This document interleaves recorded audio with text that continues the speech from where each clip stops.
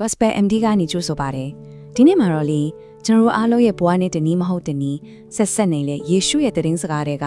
တမန်တရားနဲ့မျော်လင့်ခြင်းကြောင့်မို့အတူတူလေ့လာကြည့်ကြရအောင်ပါဟုတ်ပါတယ်ဒီခရီးစဉ်ကတော့ယေရှုခရစ်တော်ရဲ့သွန်သင်ချက်တွေထဲမှာနည်းနည်းရှိုင်းရှိုင်းရှိနေတဲ့အမှန်တရားနဲ့မျော်လင့်ခြင်းကိုရှာဖွေဖို့ပါပဲ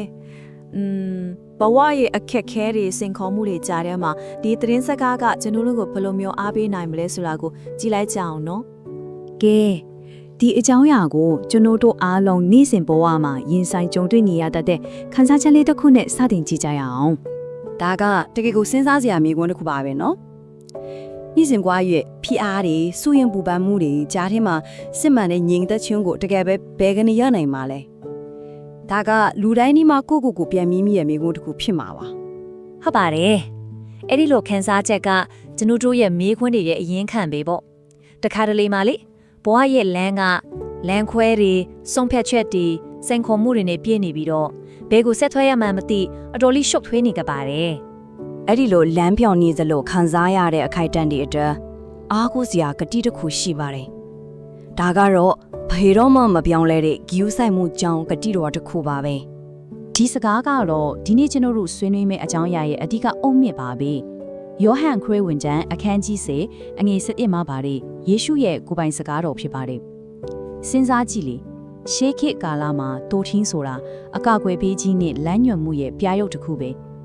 ဆိုတော့ဒီစကားလုံးတွေရဲ့နောက်ွယ်က net shine တဲ့အတေးတွေကိုအတူတူဆင်ခြင်ကြည့်ကြရအောင်ကောင်းပြီတိုးထင်းဆိုတဲ့ဒီဥပမာစကားလေးကိုနည်းနည်းလေးခွဲခြမ်းစိတ်ဖြာကြည့်ကြရအောင်တိုးထင်းတယောက်ရဲ့တာဝန်ကတကယ်တမ်းမှာပါလေသူ့ရဲ့အထိပ္ပယ်နဲ့အရေးပါပုံကဘယ်လိုရှိမလဲကောင်းသောတိုးထင်းဆိုတော့ဘာကိုဆိုလိုတာလဲဆိုတော့လေသူဟာလမ်းပြသူအကာအကွယ်ပေးသူတိတုံချင်းမပါဘူးအရေးကြီးဆုံးကတော့အချိန်နေတိုင်းမှာသူ့အသိုးတွေကိုဘယ်တော့မှစွန့်ခွာမသားပဲအမြဲတမ်းအတူရှိနေသူဖြစ်ပါတယ်ဒီချက်တွေကကောင်းသောတိုးချင်းရဲ့ group ဆိုင်မှုဘလောက်နဲ့ shine လဲဆိုတာကိုပို့ပြီးထင်ရှားစေပါတယ်တခြားသူတွေအလုံးထွက်သွားတဲ့အချိန်မှာတော့သူကရှိနေပေတယ်လမ်းပြောင်းနေတဲ့အခါလမ်းမှန်ကိုပြောင်းပို့ပေးတယ်အားနေပြီးမရှောင်နိုင်တော့တဲ့အခါထမ်းပို့ပေးတယ်ပြီးတော့ဘယ်လိုအခြေအနေမှာပဲဖြစ်ဖြစ်သူ့သိုးတွေကိုဘယ်တော့မှအရှုံးမပေးပါဘူးဒါတကယ်ကိုအားရှိစရာကောင်းတဲ့ကတိတော်တစ်ခုပါကဲဒါဆိုဒီလောက်ကြီးကျယ်တဲ့အယူဆကကျွန်တော်တို့တဦးချင်းစီရဲ့ဘဝနဲ့ဘလို့သက်ဆိုင်နေမလဲဒီကတိတော်ကကိုယ့်အတွက်ဘလို့အတိတ်ပဲရှိနိုင်မလဲဆိုတာကြည့်လိုက်အောင်ဒီလဲညွန်မှုကလေအုပ်စုလိုက်ကြီးအတွက်ကြမဟုတ်ပါဘူးအရန်ကိုရင်းနေပြီးတဦးချင်းစီအတွက်ဖြစ်ပါတယ်ဆိုလိုတာကလူတစ်ယောက်ချင်းစီရဲ့နာမည်ကိုသိတယ်အခြေအနေကိုနားလေတယ်ဆိုတဲ့သဘောပါ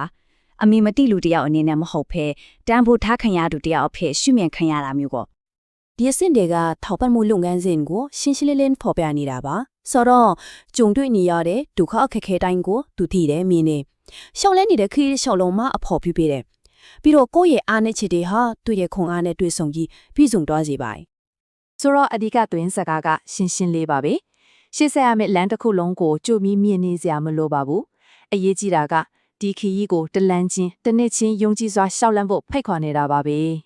ဒီအကြောင်းအရာကအားပေးမှုဖြစ်စေတဲ့ဆိုရင်ပေါ့နော်တမန်တရားမျော်လင့်ခြင်းနဲ့ယေရှုရဲ့တည်င်းစကားတွေကိုဆက်လက်လေ့လာနိုင်ဖို့ Gospel MD ကို follow လုပ်ထားဖို့တိုက်တွန်းချင်ပါတယ်နောက်ဆုံးအနေနဲ့ဒီချက်လေးကိုဆွဲမြင်းမြင်းအမှတ်ရစေချင်ပါတယ်ဘဝရဲ့ရှုပ်ထွေးမှုတွေစိတ်ဖိစီးမှုတွေဘလောက်ပဲများနေပါစေမျော်လင့်ခြင်းဆိုတာအမြဲတမ်းရှိနေတယ်ဆိုတာပါပဲ